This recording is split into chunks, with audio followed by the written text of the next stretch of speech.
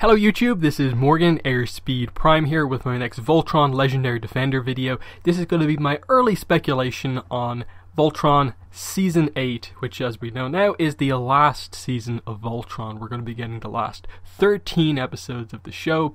We don't know the release date just yet, but I think we have like suggestions that it will be more than likely be at some point this year.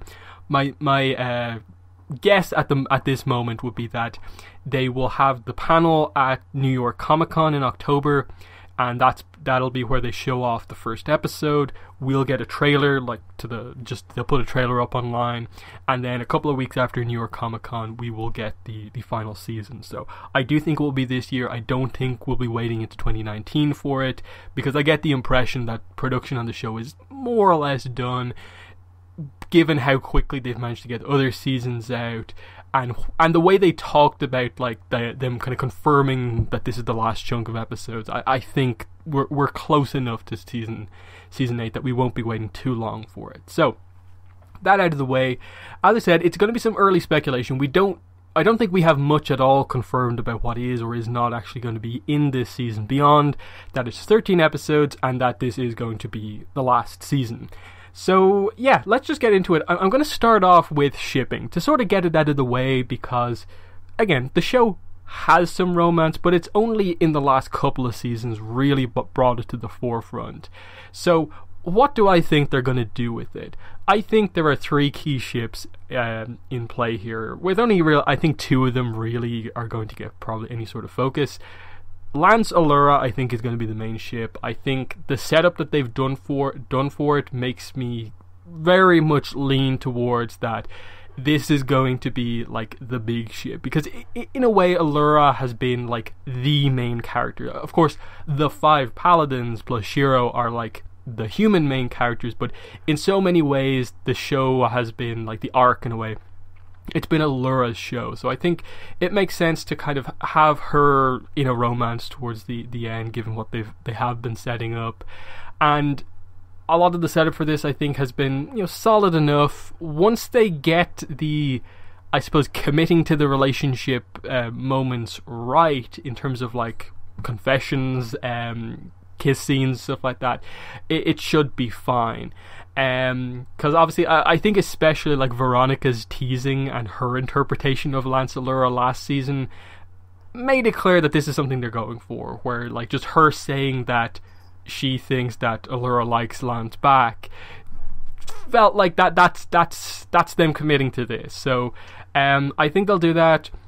They'll more than likely leave it to the end. Will they end the show on Lance and Allura kissing? Probably not, but I think it will be there, included somewhere in the finale. So the next ship is going to be Keith and Oxia, and I know that's going to annoy a lot of people, because I know a lot of people ship Keith with like basically every other character, and it seemed like there was a little bit of a fan backlash when they seemed to push Keith and Oxia together last season.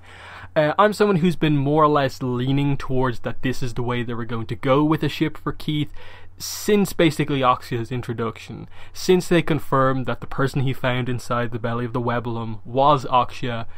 It felt like, yeah, I think that's what they're going to do, and just the way they've went about it without like doing it the exact same way as Lance and Allura felt like, yeah, this is the way they're going to do it. Two more warrior focused characters. They've sort of saved each other in key moments a couple of times, and without really interacting all that emotionally together. The clear scenes of like Azor and Zethrid from last season teasing Oxia about like, okay, obviously when they were friends she talked to them about Keith, and they got the impression that she has a big crush on him, and then Keith handing the mission at that point in time in that episode over to Lance. He's going off to save Oxia. To me, that said that there's something there, and especially right at the end of season 7 when they had Oxia sort of like appear behind everyone at Keith's father's grave, it felt a bit like, okay, like this is where they're getting all the characters back together on Earth. It's fairly notable that like she shows up behind them at something so emotional. It made sense that she wasn't right there with them because she doesn't know them that well, but it's her, I suppose, in a way, committing to I think, wanting to get to know Keith better. So this is one of those ones where maybe I don't think they'll perhaps maybe go as far with it as they will with Lance and Allura, who I think will for sure like get the kiss or the I love you scene. But I think they'll do enough with Keith and Oxio where they'll kind of properly build it into a romance that is like, yep, this is happening, and so on. The other one obviously is Hunk and Shay, who they more or less had already kind of made into a couple, and having her appear in the finale right at the end was such a nice moment for Hunk after all he did in season 7. Was kind of like an MVP of the season. I think they'll probably commit to this one at this point in time, and it's something I'd like to see, just a much more alien kind of character, whereas like the Galra and the Alteans are very human-like in many ways. Shay being a Balmeran, I believe that's her species. Excuse me if I have that wrong, but I think that's it, or something like that. I think that would be a very interesting relationship to go for, and especially one where like that goes back to like season 1, I think. So I think that's a cool one to have if they kind of commit to having them actually be a couple. At this point, I'll move into talking about like how far will they go with all of these ships in terms of like, this is the final season of the show. Are they going to do it Avatar: The Last Airbender style, where they sort of end with some couples getting together right at the end, confirming what the ships are? Will they show us a glimpse into the future with sort of a flash forward?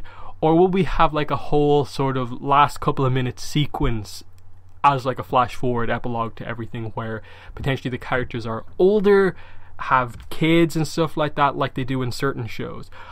I'm not entirely sure, but just stuff like that I could see them potentially doing with this show. And would they do it or not? I'm not sure. I tend to always lean towards preferring them to at least show you a little bit of the characters when they're older, like in like a relationship, they have kids and stuff like that. I think that's a little bit more meaningful than just the basically everything about their romance has been the hint and build up towards it, but you never actually get to see it or like the results of it. So I'd prefer they actually show it a little bit more through that, in that like, what if they like show Lance and Allura's like kid at the end or something like that? That'd be something very interesting if they do some sort of a time skip type thing. But we'll discuss the nature of how they'll do the epilogue a little bit later on in the video.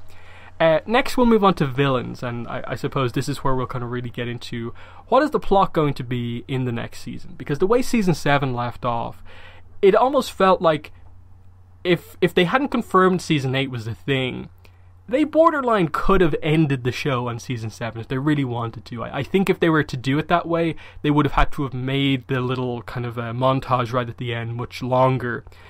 Probably like 5-6 minutes instead of the like maybe 1-2 minutes that we actually got. So there's a whole extra season to come, which means that they have to introduce a plot, have the action take place, and then also have the proper ending.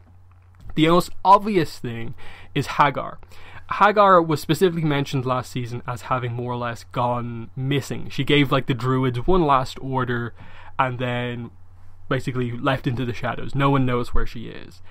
The most obvious thing of setup from last season for her was obviously the big Robeast thing coming in right at the end. And the reason you go to Hagar about this is because the Paladins, I think a couple of times during the last fight, note that the power of the swords, the ability to drain the quintessence from Voltron, is very similar to the Komar, which I believe was the special weapon that was the big kind of thing they needed to destroy at the end of season 2, which was Hagar's big weapon that could drain quintessence from things. This was what was like draining, I think, quintessence from planets and Voltron as well.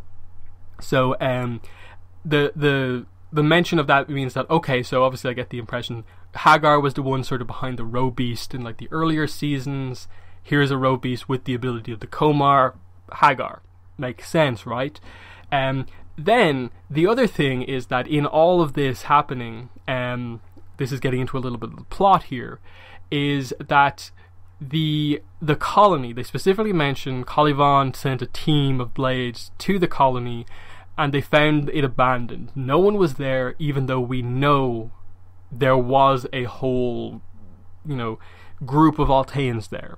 So they've all been taken, I assume, and it would make sense if Hagar is the one behind the big mech from the end of Season 7, that she had them taken. Her group, or whatever's left of her group, went to this colony, and they took these Alteans to use as pilots for these new, very, very powerful, Robeast Voltron-esque things. And the reason that they are so powerful, again, what they note about them, I think Pidge says the line, is that its energy levels are like off the charts. It just, anytime it uses an attack, spikes in energy level that is way beyond what Voltron usually puts out. I think that's linking into the whole, what the experiments that were actually going on the colony were about, which was specifically targeting Alteans who had like a special relationship with Quintessence, which I suppose is meant to be sort of similar to like Allura's ability with Quintessence. And they're basically saying that these are people who would be specifically suited to be pilots and supply energy to the these mechs, and with a special power source be able to handle the power of it and all that sort of stuff. I suppose they'll explain this once they get to it, because I'm assuming that there probably is a whole like group of these things, that she has multiple Alteans piloting multiple mechs like this on the same power level, and that will be part of the big threat of like what Hagar is actually able to go up against them with, because it's the last season. We're going to have Voltron fight something that is a giant mech-like thing. There's going to be some battles in space. But because it's the last season, there's also going to be battles on the ground. I think they've been setting up since Season 2 Hagar and Allura to have some sort of a fight involving magic.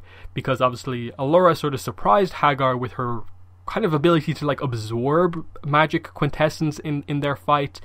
And that was when Allura actually discovered that Hagar was actually Altean. And since then, they've sort of followed somewhat similar paths of them both obtaining the knowledge and power from Oriande. And, they should now, I think, be on somewhat similar power levels. So I can see Hagar and Allura having some sort of fight towards the end. So that's my initial thoughts on what they'll do with the Hagar plot. They'll link all of that stuff together. Hagar, Robeasts, the colony, the Alteans, Quintessence, the power source kind of type stuff in here. And I could also see them incorporating Project Corone in here as well, because as much as we feel that the Shiro plot with the clones was resolved, it kind of wasn't. It was resolved in terms of like our Shiro, but it was never properly explained in the show like what the project was. We know it involved Hagar, and she was sort of ultimately the one behind it all, but like for what reason? Like, she didn't use all these other clones, so what was the actual intent behind this? And is the project, does it still exist in some way? In that I could see her doing something along the lines of maybe she clones the most powerful Alteans who have the quintessence power, and they're the pilots or something like that. Maybe she clones herself or something along those lines. That the clone project, Project Corone, I feel they'll bring it back and they'll bring it full circle just to give us a better explanation on all of that stuff. So that's something I think they will do. And then linked into that, I think in some way, but it could be its own separate thing as maybe the one maybe individual side plot for the season, Ranveg super weapon. I know I've been going on about this for the last couple of speculation videos for the last few seasons, but ever since we found out about this, of that kind of commander guy who found the quintessence kind of module out in space, which was implied to be from the colony, having potentially gone through a lot of time stuff, going through the abyss kind of thing that we saw. It killed one of the other commanders, and then we haven't seen anything from it since. So what is this Ranveg super weapon? They implied that it was some sort of a like monster animalistic thing that just completely terrified this commander and seemingly like ripped her apart. So will we see that again here? And I'm wondering, is this the return of like the dark quintessence monster? Because this is something that's kind of been forgotten about, I think, in a large part by the fandom since the season 3 finale, which, if we remember, is the episode where they have the flashback to the old paladins and show Voltron fighting against the evil quintessence thing. Plus, this is where Hagar and Zarkon get infected by it, and that is what effectively turns them evil. Plus, they also pointed out that technically Hagar and Zarkon both died and were brought back by this stuff, and they're evil now because of that. So that's why they're sort of altered by this. So I'm wondering, will the super weapon be revealed to be that? Will it be revealed that potentially these Altanes with this power have been like corrupted and are the super weapon? Or will that just be a drop plot point, that it's just out there somewhere but we don't need to know about it? I'm just keeping it in mind because it feels like one of those things where like it'll pay off for people who've been speculating on that it will come back, but we'll have to wait and see on it. Last but not least, on the villain front, Lotor. Will they bring him back, and what will they do with him if they do? I have a feeling they will bring him back, because I don't feel like his defeat in Season 6 was like the full-on defeat of Lotor, that he's just gone for good. I think they are going to have him return, because again, 3 years have passed in the real world, so potentially Lotor has actually been full-on missing for 3 years. I don't know if potentially the universe exploding thing with all the time stuff would have affected him as well, but there is the potential that he has been out of wherever he was in the quintessence field for a very long time, and now that he's also sort of evil, or has been tainted by evil as well, it would make sense that now he would team up with his mother, who he previously wanted nothing to do with. Now she is potentially the only one who would kind of take him back almost. So if they're working together, that adds a whole extra section to things, in that Lotor could now be also behind the construction of these new powerful weapons, because obviously his Voltron mech thing, the combined form of the three, what are they called? Something line ships, streamline, slimline, something on those lines, ships. It was so powerful, and it felt like that was something that was on par with the mech that we saw at the end of Season 7. So I could see him being incorporated in there somewhere.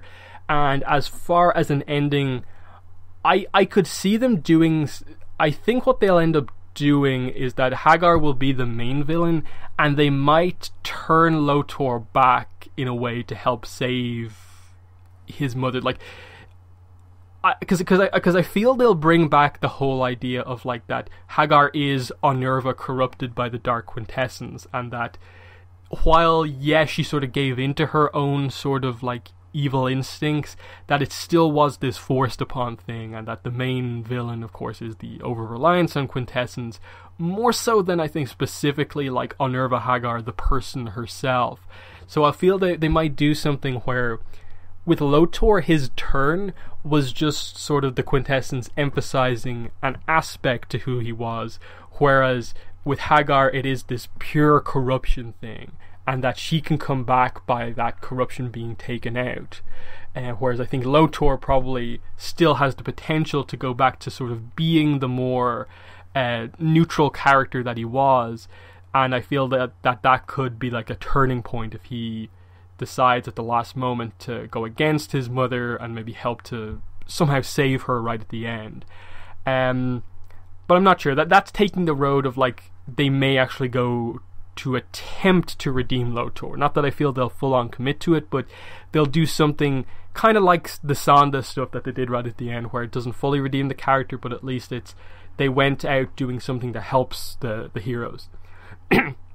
So I think ultimately they'll go for the idea that like the Quintessence stuff did ultimately destroy this family, Zarkon, Hagar, Lotor, but that they'll end on somewhat of a hopeful note. I think realistically you probably can't have Lotor fully go back and like become the new like leader of the Galra or anything like that, so you probably do have to, I think, kill off all the characters, but I think you'll end on somewhat of, I think, more hopeful note for them of like, if Voltron can defeat for once and for all the evil dark quintessence beast thing, freeing like Lotor, Hagar, and Zarkon from their darkness.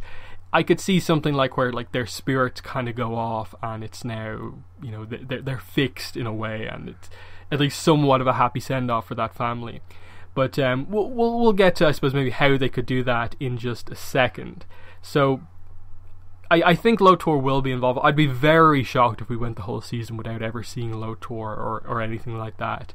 And then I think just because of what they did with him in season 6, they're not just going to have him be a full-on villain for the whole season. I think there'll be some sort of a twist or turn, and it won't be as simple as just he is the villain.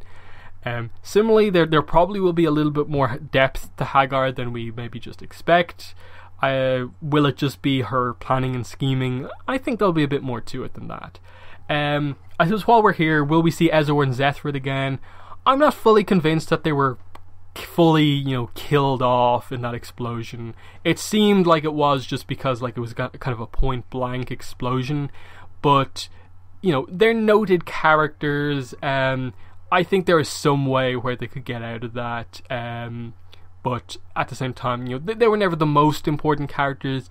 I wouldn't mind seeing them again, but you know, I could go either way on what decision that they actually make. But again, I wouldn't be shocked if we do see them again. So yeah, they're the villains, and a lot of what I feel the main plot as such will be.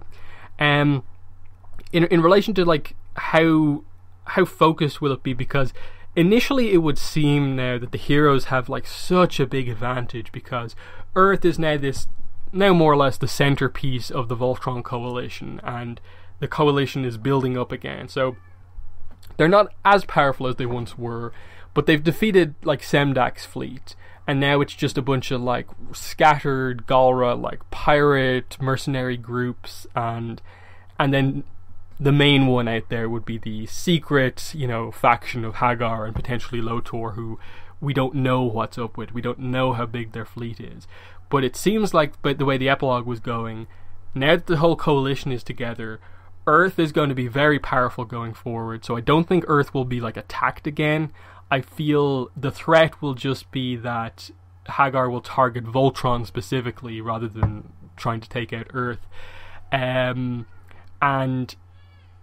then the other thing is like the Atlas is obviously going to be involved at some point, and I think they're probably going to have to do something along the lines where they explain that the Atlas has been upgraded by like the Alkarians being there and so on, that they've fixed it to the point where like, okay, the transformation into the robot mode works a bit smoother, the weapon systems, it all flows a little bit better, because again, if we remember back to season 7, the Atlas was more or less defeated the second it transformed. Like it got one big punch in, it got to demonstrate some of its power, but the mech thing defeated the Atlas. Like it didn't actually do all that much, and I think part of that was that the Atlas was brought into action very suddenly and was established to be still kind of morphing into something different because of the crystal.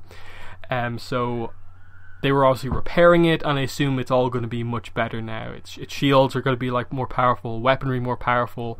It'll probably have a few more tricks, and I assume Shiro will learn how to control the robot form better, and it might be a bit quicker as well. So where do we have a fight where the Atlas can get back involved? If we're up against multiple of those row beasts, I can see, you know, that's where you have the Atlas plus Voltron fight at the same time, and now the Atlas can actually stand up to them. So I think we'll see that.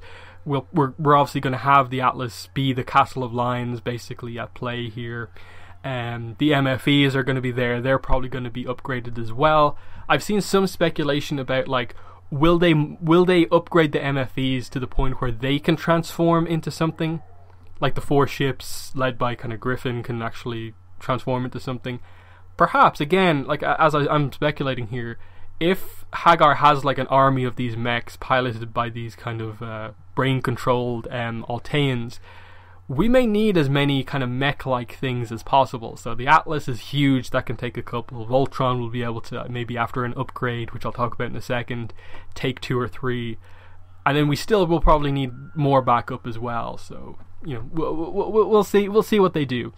Now, talking about Voltron, I noted towards the end of Season 7 that they, in that fight and the way they showed that fight, Voltron was just utterly powerless. It was utterly outclassed in that final battle against that new mech. And it really didn't have that much of a chance. It won the fight very suddenly by them just immediately finding the weakness and doing the whole turbo booster, you know, crazy powerful attack right into its center. If not for that one moment, they were just out of the fight. They couldn't stand up to it in a full-on 50-50 fight. That was what was clear. And they had to have the distraction, they had to have the time to basically come back from being taken out a couple of times. Voltron needs an upgrade, the team needs to work better. You know, again, it came after they'd wasted most of their energy, so partly they were diminished, and that meant that Voltron couldn't put up as much of a fight. But still, the Paladins were at the point where they were able to power up Voltron again. They did the whole, they're fully realized Paladins, so they are able to sort of add power to Voltron itself. And it still wasn't enough.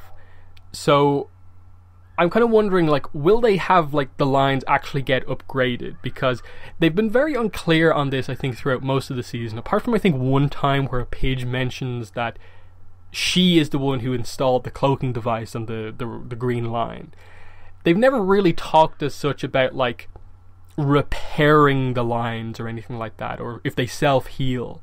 Because I suppose we've never properly seen them, like, damaged as such. They've always been very generic about what the damage to the lines actually is, and that, like, they're sentient, of course, so it's more like they've been knocked out rather than, like, one of the lines is missing one of its legs, or, like, the tail's been blown off or something like that.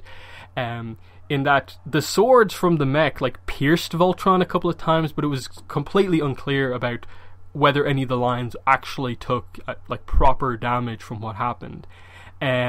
In terms of, like, they seem more or less invincible, and that the like metal that they're made of can, like, self-heal.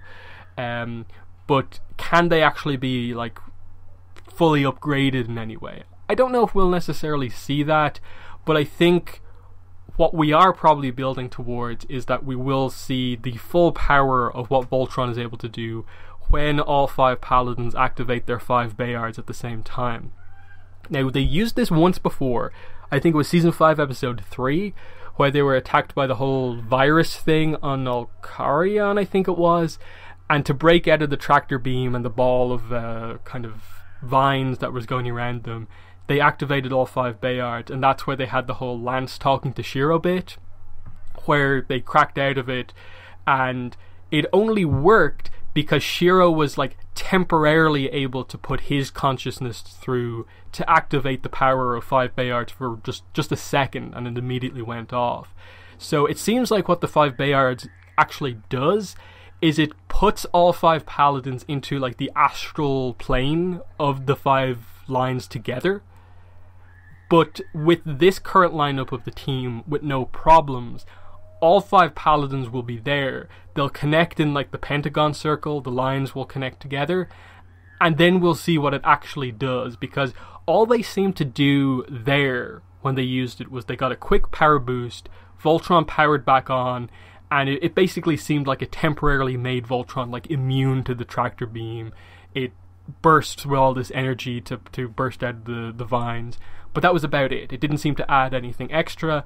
So what happens when they kind of keep it activated for the whole time? Is it going to be something along the lines of where it's like they connect to the eyes of, like, Voltron, all 5 of them, their consciousnesses kind of combine into Voltron, and it's a similar thing to the way they're able to, like, remote control the lines, but it's doing that with Voltron on this whole other level.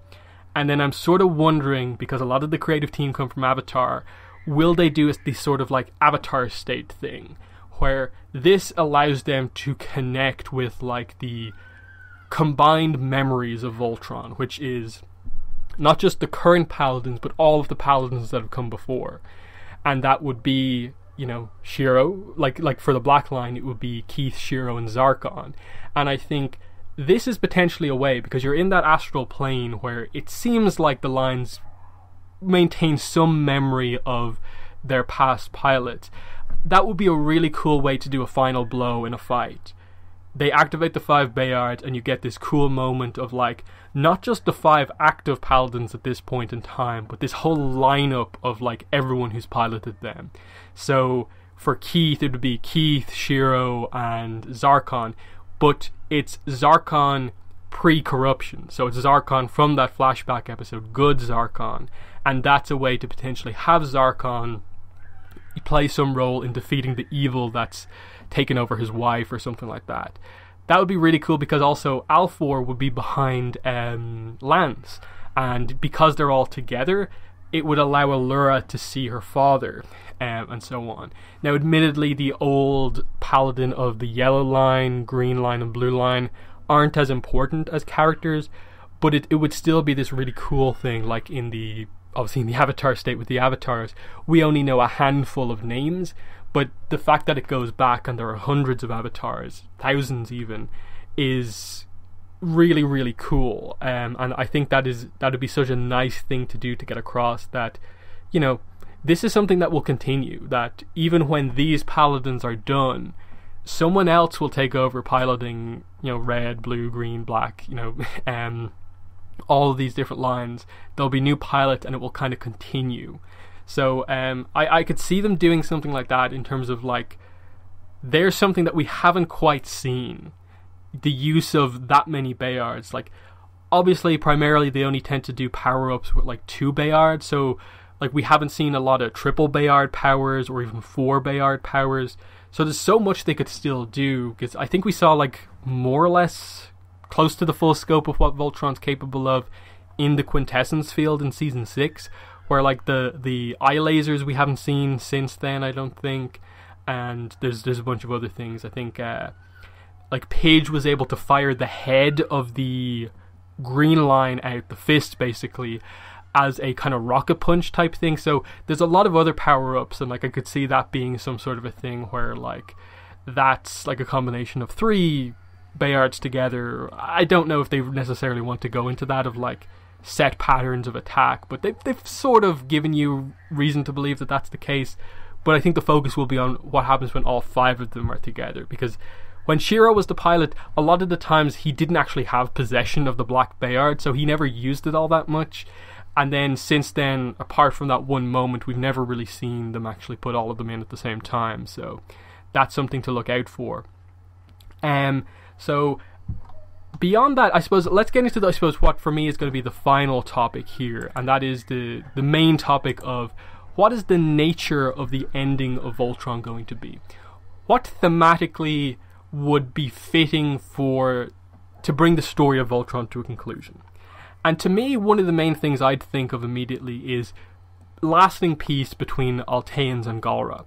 Because again, this is why it started in the first place. That the war, what happened, the destruction of Altea, and the mistakes that were made that ultimately led to the destruction of Dibazol, because of the whole portal thing. That's what this is all about in the end. It's this kind of broken friendship between Alfor and Zarkon, of Alfor making that decision to have to destroy Dibazol, more or less, to stop that portal from taking over the whole world. And then the kind of countermeasure of Altea being destroyed by the Galra Empire later on.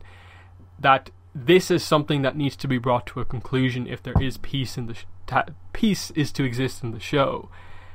Currently there is no Galra Empire as such, and the core evilness of it has sort of been defeated. But that said, what's left of the Galra people are still scattered, like mercenary groups, pirate group. It's all evil connotations to everything that's going on here, which means that for there to be peace, something has to change within the fundamental culture of the Galra Empire. Now, they've been a certain way for 10,000 years, with the whole reliance on quintessence, reliance on technology to upgrade them and stuff like that. What probably has to happen here is remove them, basically, for the Galra people to not want to live forever, not live for thousands and thousands of years by relying on quintessence. So there immediately would probably be some sort of conclusion about the nature of quintessence, that it is life, but you're only meant to have a certain amount of it, and you're not meant to live that long, and if you do, you kind of get corrupted over time. So I think the Galra people will have to make a decision to just accept that they'll only live a certain amount of time, not have quintessence, and move back to the way they were, where they can still be a warrior people, like the Blades are. And I think that's probably what they have to do. Kralia and Calivan are building the Blades up again, and while I never got the impression that the Blades were like inherently what the Galra race was like exactly, it probably represents more of what they really are compared to the Galra Empire at this point in time. So I think we'll see characters like that lead the Galra into a new era, and they'll probably abandon the whole Will they abandon the Kralzera thing or not?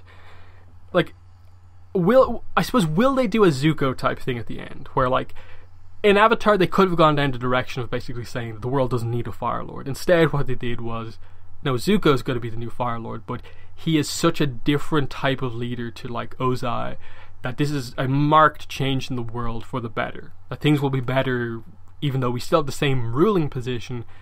Someone so much better is in charge. Will that be the case here, where like Keith becomes the new ruler of the Galra Empire or something like that? I'm not sure. Like it's something out there, because we know that at this point part Galra heritage can be the case. I don't know. I like, they could bring Lotor back in some way if they redeem him enough. He could step back in. I can't quite see it though, but it's a possibility. So I'm kind of like, Keith.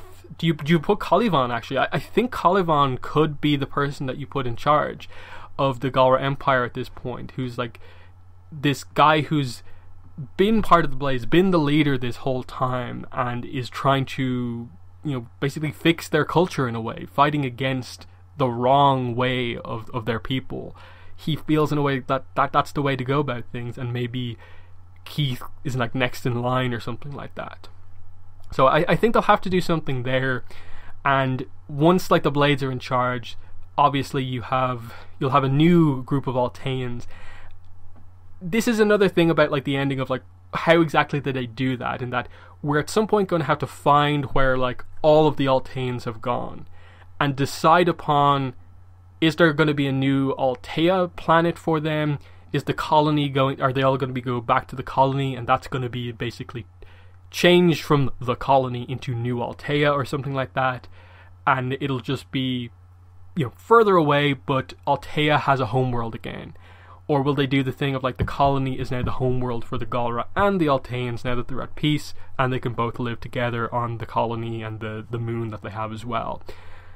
I'm not sure. They could go so many different directions in it, but Allura, of course, is as the leader of the Alteans at this point in time, is going to be heavily involved here in making peace between all of this. So that leads into some of those points that I have here. But the homeworlds, the coalition will probably still remain in all of this, just to keep a peace between everyone, as opposed to an empire. It's just a combined alliance between so many planets. And then what do they do in terms of an epilogue? Do they just do an Avatar ending where it kind of ends in more or less present day with only like a week or two flashback, and they end on like a kiss or something like that? Or do they flash forward into the future and show potentially a new era of paladins? We see Voltron, but it's not Pidge, it's not Hunk, Allura, Lance, Keith. Those aren't the characters in Voltron. It's these other characters that we don't know, and we suddenly cut to our characters much older, who they've passed the baton on, like Hunk kind of said at one point last season, and it's just showing you that Voltron continues in that is this kind of generational thing, and potentially characters have their own families. I could see them doing that. Like, if they want to leave things open to maybe at some point come back for a second series about focusing on a new group of characters or something like that, that's a way to do it, to kind of create more or less the Voltron Legendary Defender like expanded universe, where it's not just about this group of characters. There is this sense of a history to the whole thing, that there could be focus on these other characters going forward. We could go back or focus on other characters and stuff like that. But that's that's what I think they'll do. would they go for a more negative ending where like the Galra just have to ultimately be defeated and more or less go extinct because there's no hope for them? Seems a bit hopeless if they did it that way, just lacking in hope, and a bit mean in a way, but it's something they could do. But one of the core things I think is that we will see Voltron fight the whole dark energy quintessence again, and that will be a key part of what they have to, in the end, defeat. So that's my early speculation before we've seen any footage, any trailer, any real notes about what we have to expect next season. So in the comments, let me know what your thoughts are going into season 8. What do you think the focus will be? Who are the villains? What ships will happen? How will they do the ending? How will they do the plot? Just what are your thoughts here, and what are your thoughts on what I had to say about it? But yeah, that's been the video. Thanks for watching, and bye.